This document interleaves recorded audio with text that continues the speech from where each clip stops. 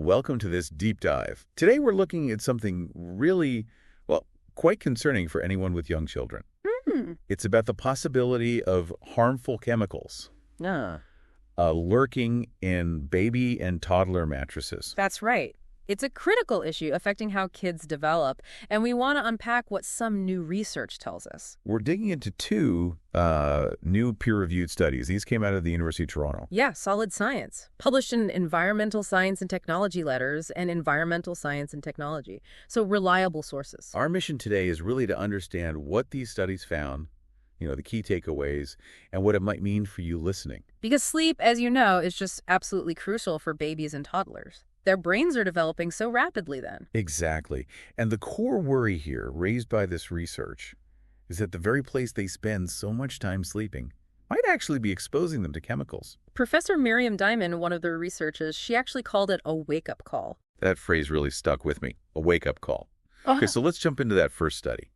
They looked at children's bedrooms. What did they find there? Right. So the first step was measuring the air quality. They went into the bedrooms of 25 kids aged between 6 months and 4 years old. Okay. And they weren't just taking general samples. They measured levels of specific chemicals in the air. And the results? They found elevated levels of, well, over 24 potentially harmful substances floating around in the bedroom air. Wow, over 24. That's a lot. Were there specific types that stood out? Definitely. They detected quite a range, but notably things like phthalates, those are used to make plastic softer, and various flame retardant chemicals, plus even some UV filters. UV filters in bedroom air. Yeah, a bit surprising maybe. But the really key thing was where they found the highest concentrations. Where was that? Consistently right near the children's beds. The air closest to the mattress had the highest levels. Okay, so that points a finger, doesn't it? Directly towards the bed or the mattress. It strongly suggests that, yes. Which naturally led them to the second study focusing specifically on the mattresses. Makes sense. So what did they do in that follow-up? They took 16 newly purchased children's mattresses, bought them just like anyone would, right, and they tested them directly. Their main conclusion, it's pretty clear. The mattresses are very likely the primary source of these chemicals in the kids' sleeping environment. Okay, hold on. How did they make that leap? Just finding the same chemicals in the mattress material doesn't automatically mean the mattress is, releasing them into the air, does it? That's a fair question, and they addressed that. They did this really clever simulation. A simulation? Yeah, they basically mimicked a child sleeping. They used heat pads and weights to simulate the body heat and pressure a child would exert on the mattress. Ah, okay. To see what happens under realistic conditions. Exactly. And what they observed was pretty telling. During the simulation, the rate at which these chemicals were emitted, released from the mattress, it increased significantly. Significantly? How much? In some cases, the emissions were several times higher when the mattress was warmed and had pressure on it compared to when it was just sitting there. Wow. So the simple act of a child sleeping on it, their warmth, their weight, could actually be causing more of these chemicals to be released right where they're breathing. That's what the evidence strongly suggests, yeah. It's quite impactful. And one other point here, while these mattresses were bought in Canada, the researchers noted that the materials often came from the U.S. and Mexico. So this isn't just a Canadian issue. It likely applies across North America, given how manufacturing supply chains work. Right. So, okay, we've got these chemicals in the air near the bed. The mattress seems to be the source, releasing more when a child is actually on it. Let's talk specifics about these chemicals. You mentioned phthalates and flame retardants. What are the worries there, especially for little kids? Well, those are the big ones highlighted, yes. Phthalates and these organophosphate ester flame retardants. The main concern is that they are known endocrine disruptors. Endocrine disruptors, meaning they mess with hormones. Exactly. They can interfere with the body's hormone signaling. Think about it during infancy and early childhood. Those hormonal signals are critical for guiding brain development, organ development, basically everything. Right, so even small interferences could potentially have big impacts down the line. That's the concern. Research links these types of chemicals to a range of neurological issues. We're talking potential learning disorders, impacts on IQ scores, behavioral problems like ADHD symptoms, even issues with memory. Deeply concerning. Are there other risks besides the neurological ones? Unfortunately, yes. There are also links suggested between some of these chemicals and higher rates of childhood asthma. And some studies point towards potential links to certain cancers as well. Mm-hmm. And remember those UV filters they found? Some of those are also suspected hormone disruptors. It just paints a picture of how vulnerable kids are.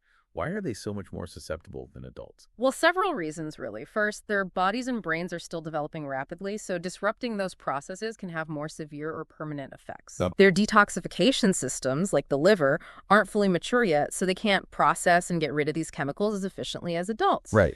Then there's behavior. Babies and toddlers explore the world with their hands and mouths, right? So they ingest more dust and particles that might contain these chemicals. The hand-to-mouth thing. Plus, they breathe faster than adults. Relative to their body size, they take in much more air and anything in it.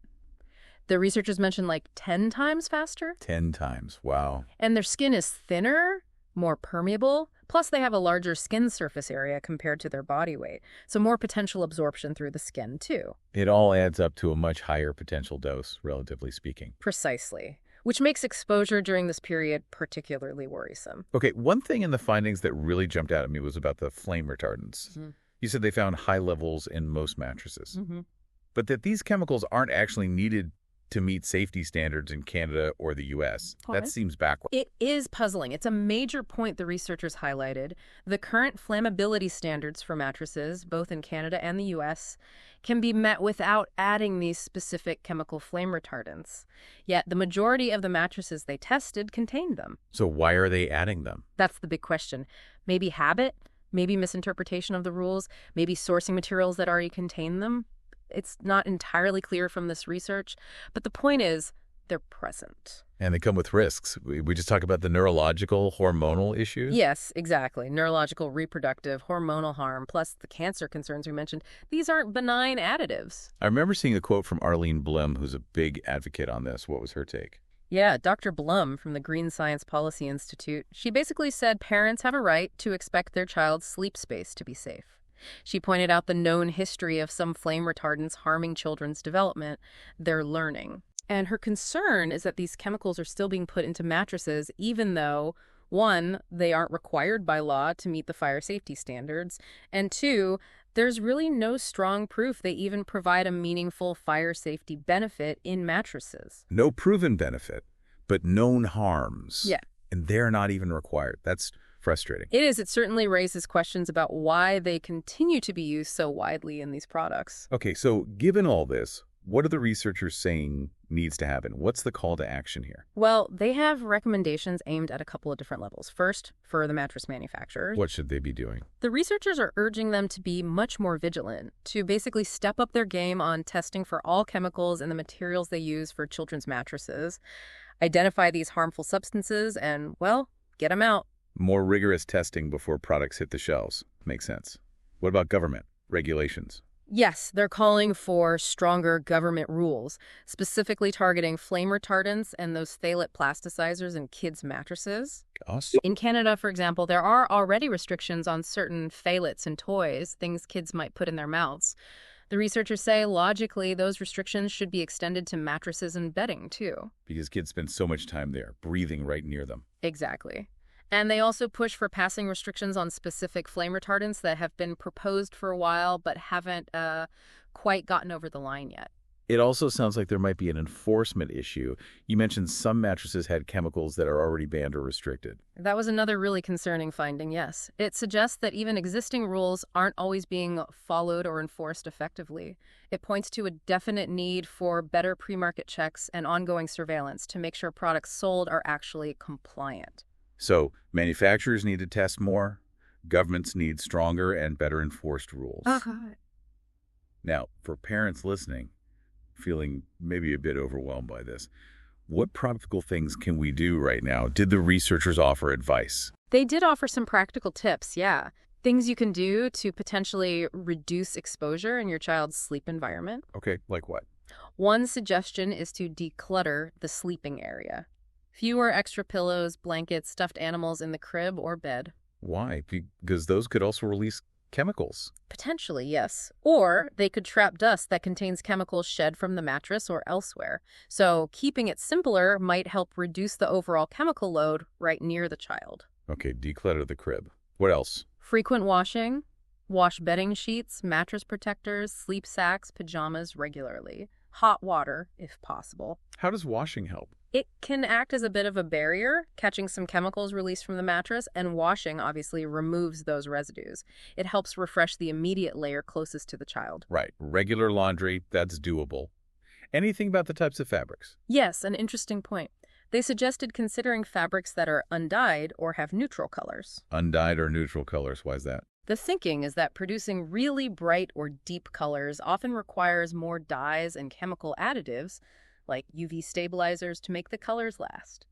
Some of those additives might pose their own risks. Ah, okay. So opting for simpler, maybe organic, undyed cotton or similar natural fabrics might be a safer bet, potentially reducing exposure to those extra chemicals. That's the idea behind the recommendation, yes. Fewer additives might mean a generally safer material. Okay, so declutter, wash frequently, and maybe choose simpler undyed fabrics for bedding and sleepwear. Those are concrete steps. Things parents can control to some extent. So wrapping this up, the big picture here is that this research really does shine a light on a potential link between chemicals in the very mattresses our kids sleep on and, well, possible harm to their development. It definitely serves as that wake-up call Professor Diamond mentioned. It highlights a need for action from manufacturers, from regulators. And for us, a need for awareness, for asking questions about the products we buy. Absolutely. Being informed allows you to make different choices, to take those practical steps we discussed, to advocate for safer products. It's about creating the safest possible environment, especially during those critical early years. It really makes you think, doesn't it? Considering just how many hours our kids spend sleeping vulnerable right next to these materials, what other questions does this bring up for you listening now Yeah. about everyday products and the rules meant to keep us safe? Something to ponder.